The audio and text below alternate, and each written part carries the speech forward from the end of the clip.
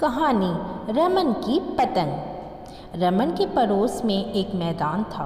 बच्चे वहीं खेलते और पतंग उड़ाते। रमन का मन भी पतंग उड़ाने को हुआ। उसने पिताजी से कहा। पिताजी बोले, बेटा अभी तुम बहुत छोटे हो, जब बड़े हो जाओगे तब पतंग उड़ाना। कई दिनों बाद रमन ने फिर जिद की। वह बोला, एक पतंग दिला दो ना पिताजी।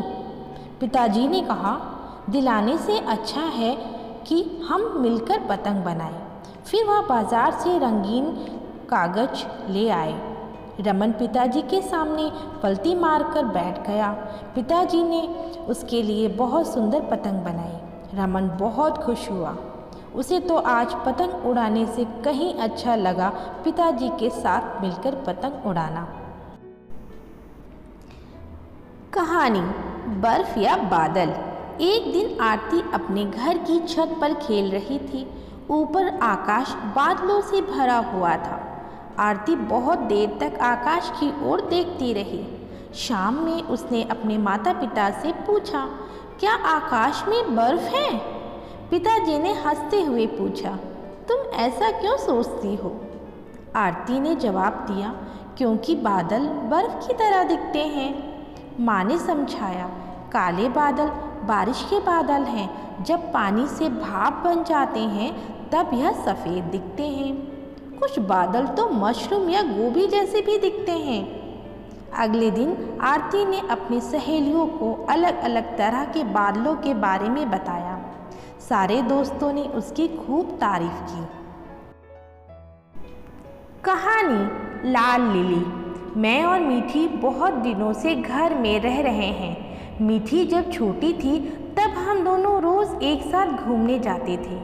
एक दिन मीठी की नटखट बिल्ली ने मेरे पेट को फाड़ दिया। उस दिन मीठी बहुत रोई। उसे लगा कि मैं तो मर ही गई। तब माँ ने मेरे पेट में रुई भर दी। उन्होंने धागे से मेरा पेट सिल दिया। मैं पहले जैसी हो गई। यह देखकर मीठी को बहुत मज़ा आया। उसने मेरे शरीर पर काले और पीले रंग की धारीदार पट्टियाँ लगा दी। उसने बड़े प्यार से लाल रंग से रंग दिया। उस दिन से मुझे लाल लिली कहकर बुलाने लगे। यह नया नाम तो मुझे कमाल का लगा। कहानी चिपकी। बेला मुझे बहुत प्यार करती है। मेरी उससे रोज़ मुलाकात होती है। जब वह रात में पढ़ाई के लिए बैठती है तो मुझे बहुत अच्छा लगता है। रात में मेरे खाने का समय होता है। मैं दीवारों पर लपक लपक कर कीड़े मकोड़े खाती रहती हूँ। मैं बहुत से मच्छर भी निगल जाती हूँ ताकि बेला मच्छरों की खुजलाहट से बची रहे। जब मेरा पेट भर जाता है तो चुपचाप एक कोने में चिपक जाती हूँ। रात का खाना खाने के बाद बेला के पापा उसे गणित के सवाल हल करने को देते हैं। बेला जब सवाल के सही जवाब देती है तब बोल देती हूँ, ठीक है ठीक है। और जब गलत जवाब देती है तब नहीं नहीं, ये मैं नहीं बताऊंगी। बेला आखिर दोस्त है मेरी। कहानी मालू और कालू। एक दिन की बात है। ठंड बहुत थी। मैं ठुठुर रहा था। मालू मुझे अपने घर ले आया। मेरे शरीर पर मिट्टी लगी हुई थी। उसने मुझे गर्म पानी से नहलाया। फिर खाने के लिए दूध और चावल दिए। मैं प्यार से बोल उठा, कू, मुझे टहलना बहुत पसंद है। एक दिन मालू मुझे खेत पर ले गया। वहीं मैंने खूब दौड़ लगाई। मुझे बहुत मज़ा आया। अब मालू और मैं रोज़ शाम को घूमने जाते हैं। वहाँ हम दोनों खूब खेलते हैं। सभी हम दोनों को मालू और कालू कहकर बुलाते हैं। मेरी तो एक दुम है, लेकिन मालू की एक भी नहीं है। आखिर उसकी दुम कब निकलेगी? शायद बड़े होने पर। कहानी घात लगाए बैठी। चूहे उछल कूद कर रहे थे। उनकी मौज मस्ती चल रही थी। तभी अचानक आवाज़ आई, म्याऊं म्याऊं। सभी डर गए। जो जहाँ थे वहीं दुबक गए। बिल्ली उनकी ताक में थी। जहाँ चूहों का बिल था वहाँ एक लंबी चौड़ी दीवार थी। चूहों ने समझदारी से काम लिया। वे चुपके चुपके बिल बनाने लगे। बिल्ली बहुत देर तक घात लगाए बैठी रही, पर चूहे नहीं निकले। वह वहीं पर बैठी बैठी ऊँघने लगी। इधर चूहों का दूसरा बिल तैयार हो चुका था। वे दीवार के उस ओर जा चुके थे। उनकी मौज मस्ती भी शुरू हो गई थी। बेचारी बिल्ली घात लगाए बैठी देखती रह गई। कहानी उड़ते फूल। सीमा अपने दादाजी के साथ बगीचे में घूम रही थी। बगीचे में रंग बिरंगे फूल खिले हुए थे। उन पर तितलियां मंडरा रही थी। अचानक सीमा रंग बिरंगे फूल को छूने के लिए आगे बढ़ी। सारी तितलियां उड़ गईं। सीमा चिल्लाई, दादाजी सारे फूल उड़ रहे हैं। दादाजी हंसते हुए बोले, सही कहा, ये फूलों के फूल हैं। तितलियों से फूल हैं, फूलों से तितलियां हैं। इनसे दोस्ती करना आसान नहीं है। इन्हें छूने से अच्छा है हम इन्हें देखते रहें।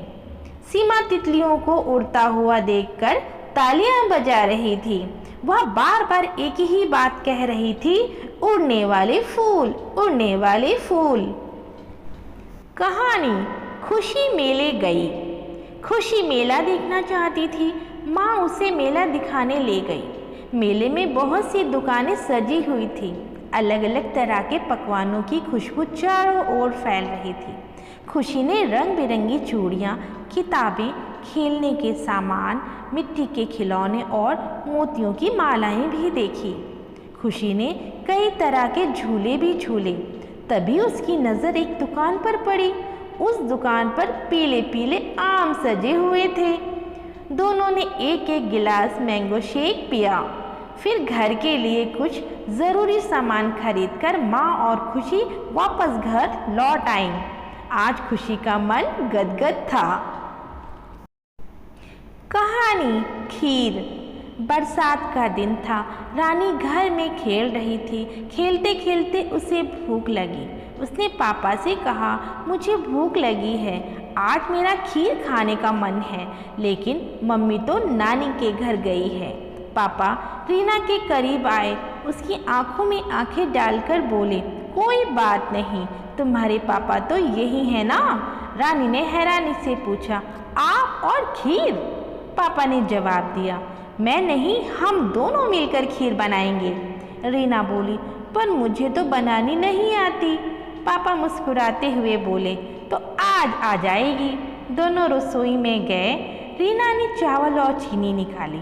पापा ने खीर चढ़ाई। रीना ने खीर में बादाम, किशमिश और काजू मिलाए। दोनों ने खीर बनाई, फिर जमकर खीर खाई। रीना बोली, वाह पापा, मज़ा आ गया। काश मम्मी भी यहाँ होती तो और मज़ा आता। कहानी गाय और बछड़ा। इशरत के घर में एक गाय है। उसका नाम कजरी है। कजरी का एक बछड़ा है। इशरत ने उसे अपना दोस्त बना लिया है। एक दिन इशरत ने पूछा, माँ, क्या मैं इसे घास चराने बाहर ले जाऊं? माँ ने समझाया, अभी यह छोटा है, अभी यह माँ का दूध पिएगा। एक दिन इशरत बछड़े को बाहर ले गई। वह उसे अपने दोस्तों से मिलवाना चाहती थी। इशरत और उसके दोस्त बछड़े के साथ खेलने लगे। शाम हो गई। कजरी रंभाने लगी। इशरत और बछड़े को ना देखकर सब परेशान हो गए। बछड़ा भी थक गया था। उसे भूख लगने लगी थी।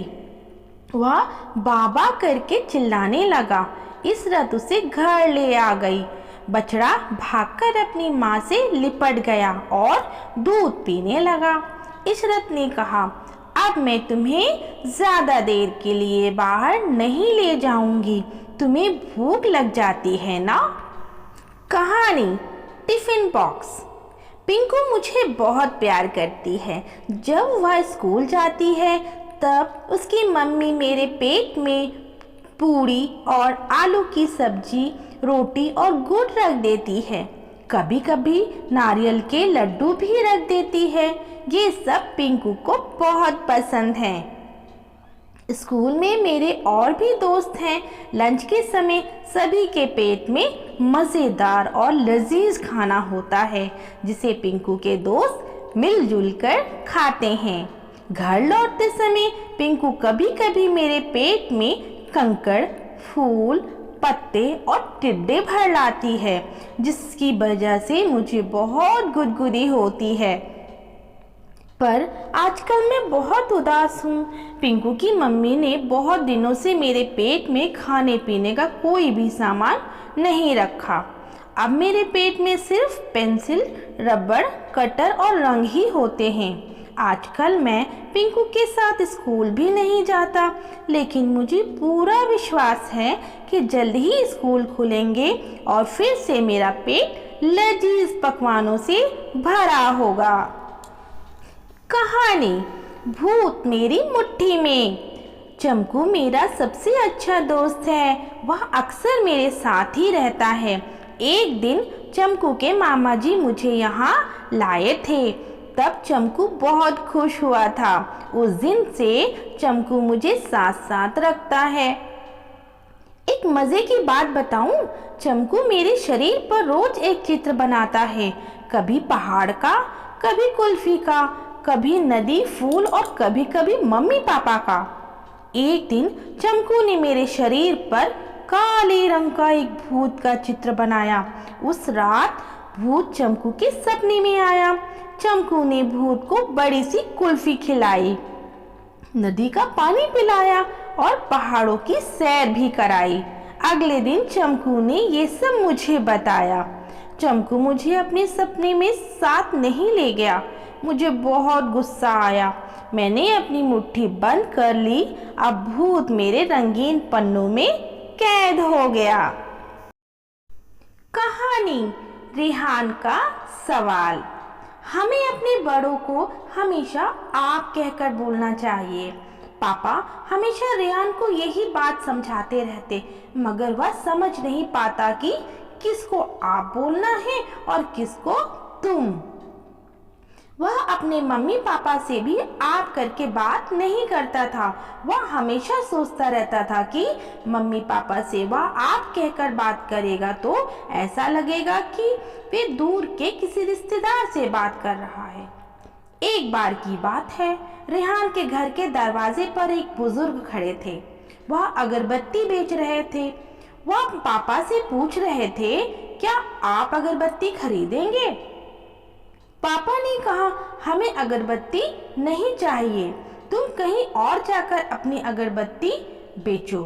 रेहान को यह बात समझ में नहीं आई कि बुजुर्ग तो पापा से उम्र में बड़े हैं, फिर उन्होंने उनसे आप कहकर क्यों बात की। कहानी गुड़हल का पौधा। मैं एक बहुत सुंदर बगीचे में रहता था। एक दिन बगीचे के माली ने मुझे उखाड़कर बाहर फेंक दिया। समर ने मुझे देखा। उसने मुझे अपने घर के बगीचे में लाकर लगा दिया, फिर खाने के लिए गोबर और पानी दिया। बहुत दिनों बाद मुझे अपनी पसंद का खाना मिला। वाह क्या स्वाद था। कभी कभी मेरे पत्तों में कीड़े लग जाते। कीड़े मेरे पत्तों को खोखला कर सकते थे, लेकिन समर उन कीड़ों को निकालकर फेंक देता था। अब समर मुझसे रोज मिलने आता है। वह मुझसे ढेर सारी बातें भी करता है। कल मैं समर को अपना खिला हुआ पहला फूल दूंगा।